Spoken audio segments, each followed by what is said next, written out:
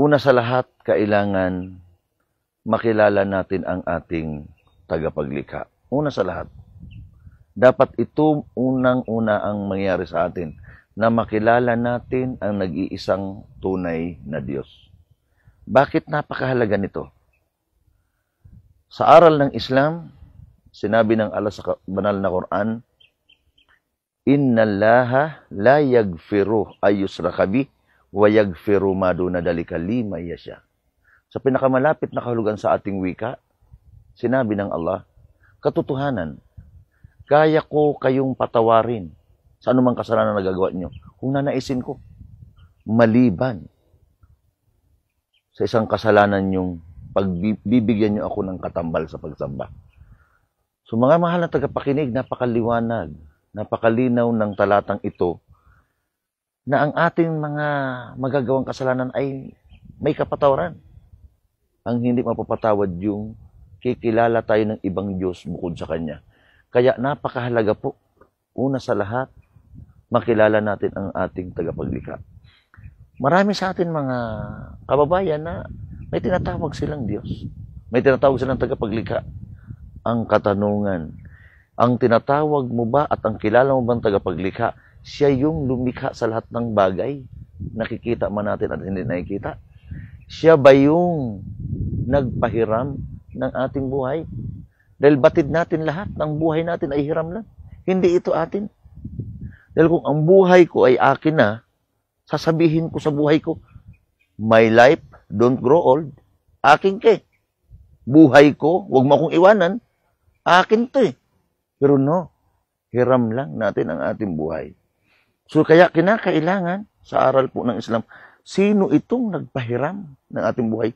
Siya lang ang kailangan mong kilalanin ng Diyos at sambahin. Kaya ang ating pag-uusapan ngayon is paano natin ito siya makikilala. Dahil tulad niya na sinabi natin, maraming tao may mga kinikilalang Diyos. Ang tanong, ito nga ba ang tunay na nag-iisang Diyos? Ang mga Muslim sa buong mundo, anuman ang aming lahi, kulay, lingwahe, pinapanatili namin na tawagin ang tagapaglikha sa pangalan niyang Allah. Bakit? Dahil hindi kami ang nagbigay ng kanyang pangalan. Siya mismo ang nagbigay ng pangalan. Kanino? Doon sa kanyang mga propetang sinugo. Lagi natin tatandaan, mga mahal kong tagapakinig, na pagdating po sa pagkilala sa nag-iisang tagapaglikha, pagdating sa mga katuruan na nag-iisang tunay na Diyos, walang ibang eksperto dyan kundi ang mga propeta. Dahil ito sila ay pinili niya bilang maging gabay ng sangkatauhan. Kaya sa paniniwala ng mga Muslim, nung si Moises ay dumaan sa bundok ng Sinai, diretso siyang kinausap ng Allah. Ang sabi ng Allah kay Moises, "Innani anallahu la ilaha illa anna fa'budni wa aqimi salata lidikri." Nang pinakamalapit nito sa kahulugan sa ating wika, sinabi ng Allah kay Moises, katotohanan ako ang Allah. Walang ibang Diyos liban sa akin. Mag-alay kayo ng pagdarasal bilang pag-aalala sa akin. Ito po ang kadahilanan, mga mahal kong tagapakinig, kung bakit ang mga Muslim, anuman ang aming lahi, kulay, lingwahe, pinapanatili namin na tawagin sa pangalang Allah dahil siya mismo ang nagbigay ng kanyang pangalan. Ang pangalan dapat ng nag-iisang tagapaglikha, siya lang ang gagamit yan. Siya lang ang gagamit.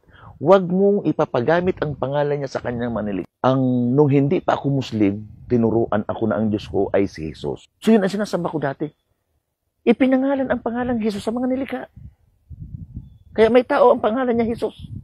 Nagkataon itong Jesus na ang pangalan ay naging lasinggo. Sabi niya, buang na naman si Jesus. Wow! Nalalapastangan.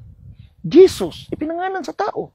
Nagkataon itong Jesus na ito ay hindi naging maayos. Sira ulo na naman to si Jesus.